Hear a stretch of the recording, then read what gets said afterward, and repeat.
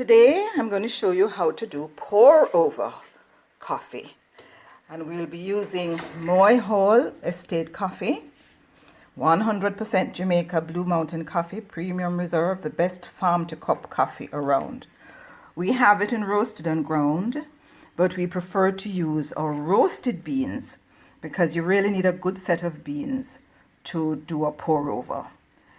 We also need a burr grinder, and here is our ground coffee. We're using 2 rounded tablespoons of coffee, and of course this kettle is specially made with a long spout, which is best for the pour over, as the water comes out slowly enough and doesn't come gushing out as with the other types of kettles.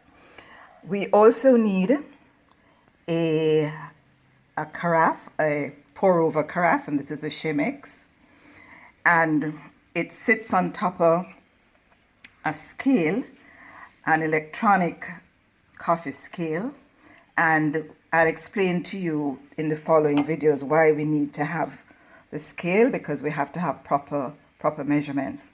Also, we need filters, bonded coffee filters, and I'll show you how that is put into the Chemex. So stay with us and you'll hear how we got our perfect cup of pour over coffee.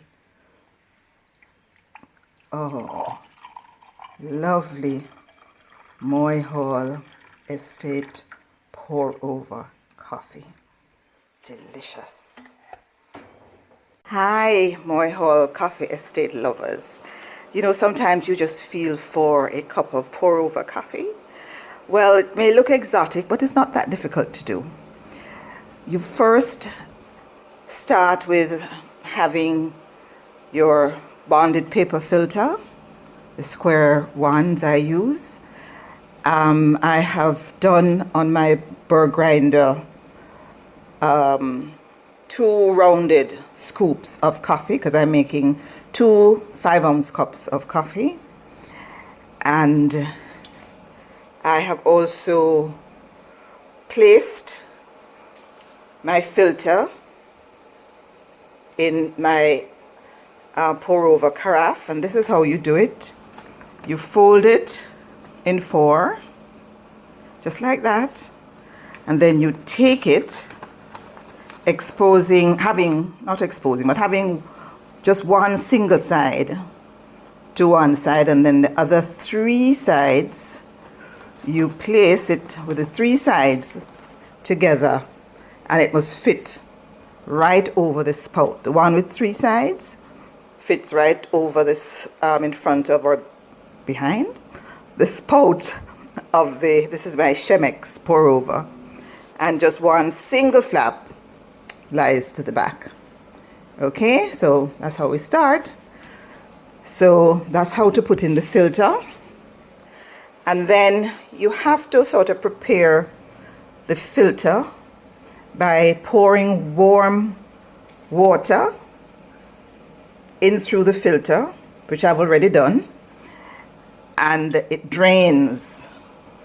And once it drains and it stops dripping, then you empty the water, and your filter is now prepared and ready to receive the grounds that you have already done.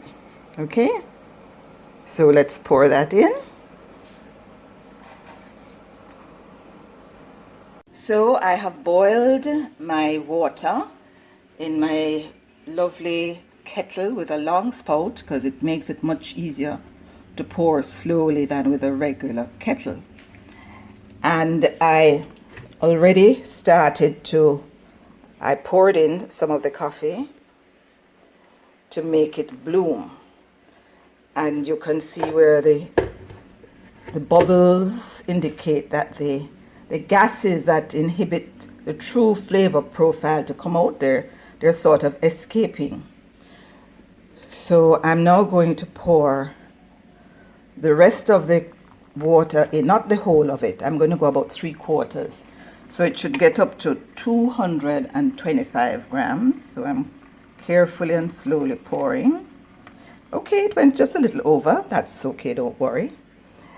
And I'm going to make it stay for a little while. And so it's draining nicely.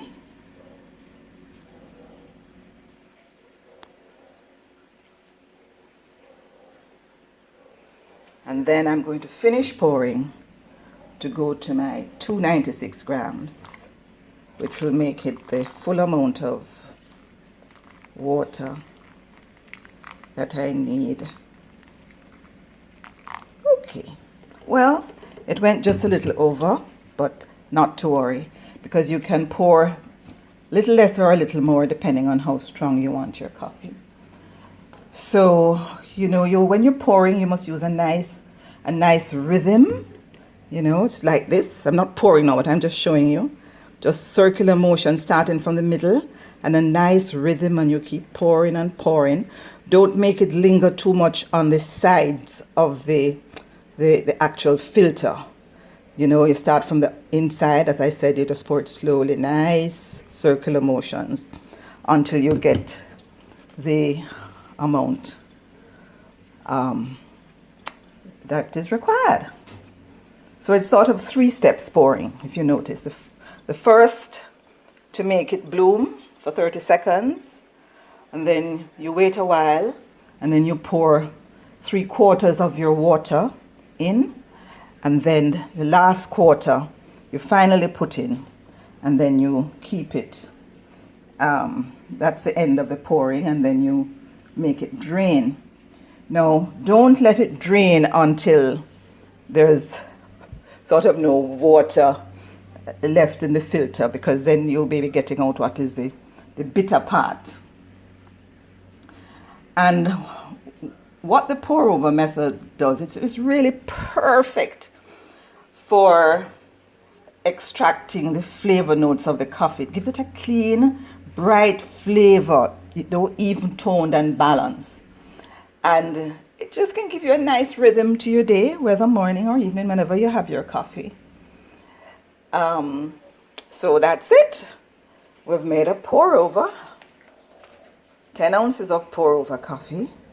And we're now going to remove the filter and discard it, because we don't want it to drain totally out until it's the bitter part of the coffee that's coming out.